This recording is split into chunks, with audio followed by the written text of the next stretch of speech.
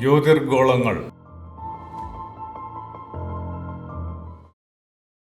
ഏതൊരു ഗ്രഹത്തിൻ്റെയും സൂര്യന് ചുറ്റുമുള്ള ഒരു പ്രാവശ്യത്തെ ഭ്രമണം ഭൂമിക്ക് മേലുള്ള ആ ഗ്രഹത്തിൻ്റെ സൂക്ഷ്മാവസ്ഥയിലുള്ള സ്വാധീനത്തിന് അനുസരിച്ച് ജീവിയിൽ ആയുസ്സിൻ്റെയും ആരോഗ്യത്തിൻ്റെയും വളർച്ചാ വികാസങ്ങളുടെയും ഒക്കെയായ ദൈർഘ്യത്തെയും ശേഷിയെയും വളർത്തുകയോ തളർത്തുകയോ ചെയ്യുന്നു.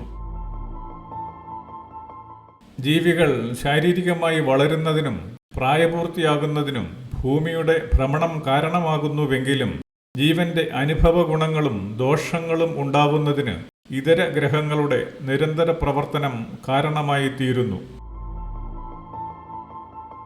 എന്നാൽ എല്ലാ ജീവികളിലും ഗ്രഹങ്ങളുടെ പ്രവർത്തനങ്ങൾ ഒരേപോലെ ഫലവത്തായി വരുന്നില്ലെന്നും അനുഭവത്തിൽ നിന്ന് മനസ്സിലാക്കാനാവുന്നു.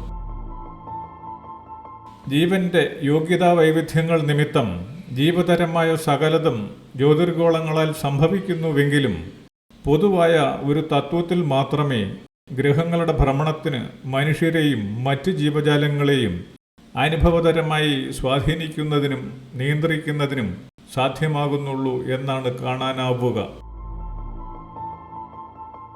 ജീവന്റെ ആർജിത ഗുണങ്ങൾക്ക് ആനുപാതികമായിട്ടായിരിക്കും പ്രവർത്തിച്ചു നിൽക്കുന്ന ജ്യോതിർഗോളങ്ങൾ ഉൾക്കൊള്ളുന്ന ഗുണദോഷങ്ങൾ ജീവനുകൾക്ക് അനുഭവമായി വരുന്നത്. സൗരയൂഥം എന്ന പ്രവർത്തനത്തിൻ്റെ സൃഷ്ടിയും ജ്യോതിർഗോള ഗുണങ്ങൾ സൂക്ഷ്മതരമായി ഉൾക്കൊള്ളുന്നതും ആയതുകൊണ്ട് ജീവൻ എന്ന പ്രപഞ്ച സൂക്ഷ്മവിശേഷം ഉൾക്കൊള്ളുന്ന യോഗ്യതയ്ക്കും ശേഷിക്കും ആനുപാതികമായി ജ്യോതിർഗോളങ്ങളിലെ നിക്ഷിപ്ത ഗുണങ്ങളുടെ സ്വാധീനമുണ്ടാവുക സ്വാഭാവികം മാത്രമാണ്.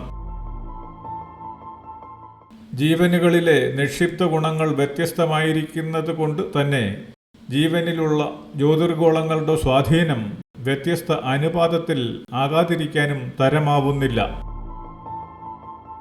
ഒരു പ്രത്യേക വർഗത്തിൽപ്പെട്ട പറവകൾക്കോ മൃഗത്തിനോ മനുഷ്യനോ തന്നെയും അവയുടെയെല്ലാം ആയുസ്സും പ്രവർത്തനശേഷിയും താൽപ്പര്യങ്ങളും സംബന്ധിച്ച് പൊതു സ്വഭാവം ഉണ്ടായിരിക്കെ തന്നെ ജനിക്കുന്നതോടൊപ്പം മരണം സംഭവിക്കുന്നവയും പരമാവധി ജീവിതകാലം പൂർത്തിയാക്കാൻ കഴിയാത്തവയും പരമാവധിയിൽ എത്തുന്നവയും ഒക്കെയായി പലതരത്തിൽ അനുഭവങ്ങൾ ഉണ്ടാകുന്നു എന്ന് വരുന്നു. ജീവൻ ജ്യോതിർഗോളങ്ങൾ മുഖാന്തരം നിർമ്മിക്കപ്പെട്ടതും ജ്യോതിർഗോള ശേഷികളെ ഉൾക്കൊണ്ട് ജീവിയായി വസിക്കുന്നതും ആയിരിക്കുമ്പോൾ തന്നെ ഒരു സ്വയം പ്രവർത്തന സംവിധാനമായും പ്രപഞ്ചശേഷിയുടെ പരിധിയിൽ നിന്നുകൊണ്ട് സ്വയം ചിന്തിക്കുന്ന ശേഷിയായും ഇരിക്കുന്നു. പ്രാപഞ്ചികമായ ജ്യോതിർരൂപങ്ങളോടുള്ള ആശ്രിതത്വം പൂർണ്ണമായിരിക്കെ തന്നെ സ്വയമായ വ്യക്തിത്വവും ആയിരിക്കാൻ കഴിയുന്ന ജീവന്റെ ചിന്തയും പ്രവൃത്തിയും സാഹചര്യ ലഭ്യതയും ഒക്കെ കൂടിയുള്ള അനുഭവഗുണമായി മാത്രമേ ജീവന് ജ്യോതിർഗോള വിശേഷങ്ങളുടെ ശേഷി ഉൾക്കൊണ്ട് പരമാവധി ജീവിത ദൈർഘ്യത്തിൽ എത്താൻ സാധ്യമാവുന്നുള്ളൂ എന്ന് വരുന്നു. ഒരേ വർഗത്തിൽ പെടുന്നുവെങ്കിലും ജീവികൾക്ക് അനുഭവമാകുന്ന ആയുർദൈർഘ്യത്തിലെ വ്യതിയാനങ്ങൾ മേൽപ്പറഞ്ഞ പ്രകാരമാണ് സംഭവിക്കുന്നത്. പ്രാപഞ്ചികമായ കാരണവിശേഷങ്ങളെ സൂക്ഷ്മമായി ഉൾക്കൊണ്ടിരിക്കുന്നതിനും തൽഫലമായ യോഗ്യതയ്ക്കും അവകാശത്തിനും ആനുപാതികമായി മരണശേഷം ഭൂമി വിട്ട് സൗരയൂഥത്തിൽ എവിടെയെങ്കിലും ഏതെങ്കിലും ഒരു അവസ്ഥയിലുള്ള തനതായ സൂക്ഷ്മോർജ നിക്ഷിപ്താവസ്ഥയായി ജീവന് നിൽക്കേണ്ടതായി വരുന്ന അനുഭവമുണ്ടാവുന്നു. ജീവന്റെ മരണാനന്തര നിലനിൽപ്പ് എന്നത് ഭൂമിയിൽ നിന്ന് കുറച്ചു മാത്രം ദൂരെയോ ഏറെ ദൂരത്തോ ആയി വരാവുന്നതുമാണ്. ജീവൻ എന്നത് ഭൂമിയുടെ സ്വന്തമല്ലാത്തതും എന്നാൽ ശരീരമായി നിന്ന് പ്രവർത്തിക്കുന്ന ആ പ്രത്യേക അവസ്ഥയിൽ ഭൂമിയിൽ മാത്രം നിലകൊള്ളുന്നതും എന്നതുപോലെ ഇതും സംഭവിക്കുന്നു. കേന്ദ്രീകൃതവും പരസ്പരവുമായ ആകർഷണം, ഭ്രമണം എന്നിങ്ങനെ പ്രപഞ്ചഗോളങ്ങൾ പൊതുവായ ചില ഗുണങ്ങളെ ഉൾക്കൊള്ളുന്നവയാണെങ്കിലും സ്വഭാവത്തിലും പ്രവർത്തനത്തിലും ശേഷിയിലുമെല്ലാം വ്യത്യസ്തതകൾ ഉൾക്കൊണ്ടു നിൽക്കുന്നു.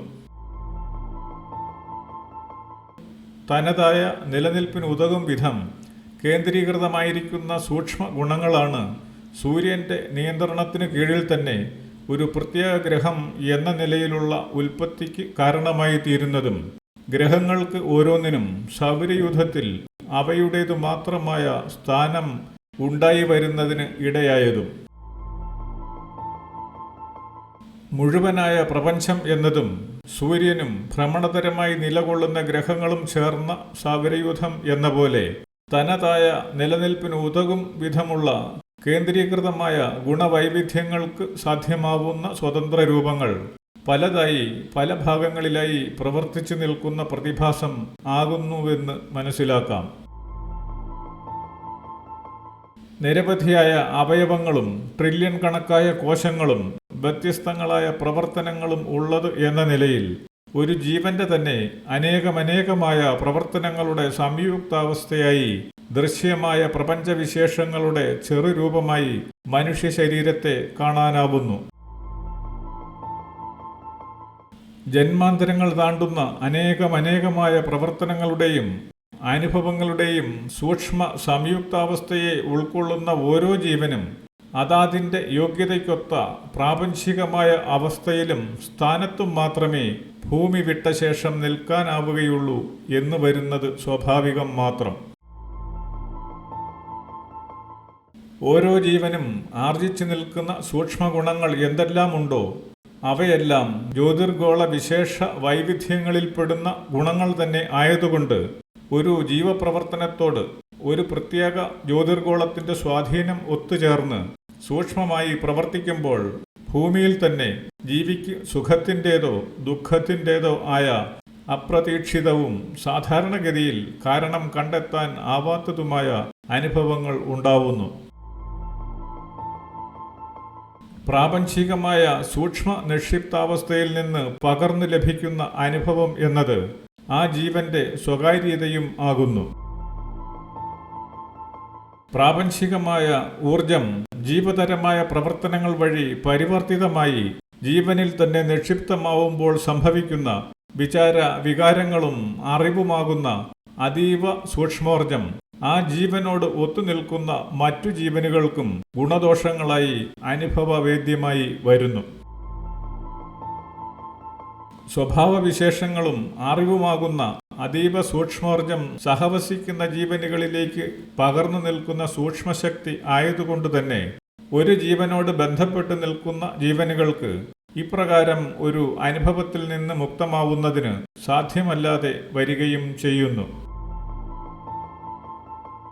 കാരണമില്ലാതെ ആണെങ്കിൽ പോലും പ്രപഞ്ച സ്വഭാവത്തെയും സംവിധാനത്തെയും ലക്ഷ്യത്തെയും മാനിക്കാത്ത വിധത്തിലുള്ള പ്രവർത്തനങ്ങളിൽ പെട്ടുവരുന്ന ജീവൻ സർവോർജ സ്രോതസ്സായി നിന്ന് പ്രവർത്തിക്കുന്ന സൂര്യനെ ഭ്രമണം ചെയ്യുന്ന ജ്യോതിർഗോളങ്ങളിൽ സങ്കല്പതരമായി നിലകൊള്ളുന്ന യോഗ്യതകളുമായി പൊരുത്തപ്പെടാനാവാതെ ഗുണപരമായ അനുഭവങ്ങൾ ലഭിക്കാനാവാത്ത വിധത്തിൽ ഭൂമിയിൽ ജനിച്ചു ജീവിക്കുന്നതിന് ഇടവരുന്നു. ഗുണപരമായ അനുഭവങ്ങൾ തരുന്ന സൂക്ഷ്മതരമായ സൗരയൂഥ യോഗ്യതകളോട് ഒക്കാത്ത വിധം നിക്ഷിപ്താവസ്ഥകൾ ഉള്ള ജീവനുകൾ വളർച്ച പ്രാപിക്കുന്നതിനൊപ്പം യഥാവിധി ജീവിച്ച ജീവനുകൾക്കാവുന്ന വിധത്തിലുള്ള നേട്ടങ്ങൾ ഉണ്ടാക്കാൻ കെൽപ്പില്ലാത്തവയായി നന്മ കുറഞ്ഞതും വൈകല്യമുള്ളതുമായ പ്രവർത്തനങ്ങൾ ആയിത്തീരുന്നു. പ്രപഞ്ച സ്വഭാവ സംവിധാനങ്ങളുടെ യോഗ്യതയെ മാനിക്കുക എന്നതിൽ നിന്ന് സകലത്തിലും സകലതുമായിരിക്കുന്ന കാരണതരവും ലക്ഷ്യതരവുമായ അതിനിഗൂഢങ്ങളായ അർത്ഥതലങ്ങളാണ് വ്യക്തമാക്കാനുണ്ടാവുക. മനുഷ്യൻ വരെ എത്തുന്ന ഒരു ജീവൻ എന്നത് പ്രാപഞ്ചികമായ കാരണതരവും ലക്ഷ്യതരവുമായ സൂക്ഷ്മഗുണങ്ങളെ ഏറെ ഉൾക്കൊണ്ടിരിക്കുന്നത് നിമിത്തം ആരംഭാവസ്ഥയിലോ പരിണാമഘട്ടങ്ങളിൽ എവിടെയെങ്കിലുമോ ഉള്ള ഏതെങ്കിലും ജീവനേക്കാളും ഏറെ ഉയർന്ന നിലവാരമുള്ള ശേഷീവൈഭവം ആയിത്തീരുന്നു.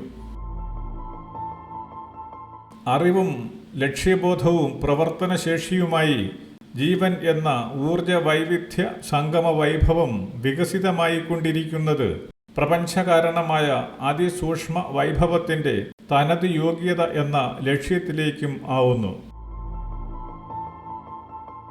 ജീവശേഷിക്ക് ആനുപാതികമായി ക്രമേണ സംഭവിക്കേണ്ടുന്ന വികാസ പരിണാമങ്ങൾക്ക് ഒക്കാത്ത വിധം അഥവാ പ്രപഞ്ച കാരണ ലക്ഷ്യത്തിന് വിരുദ്ധമായി പ്രവർത്തിക്കുക എന്നതായാണ് ജീവിതം കൊണ്ട് ചെയ്യുന്ന തിന്മ എന്നതിനെ നിർവചിക്കാനാവുക.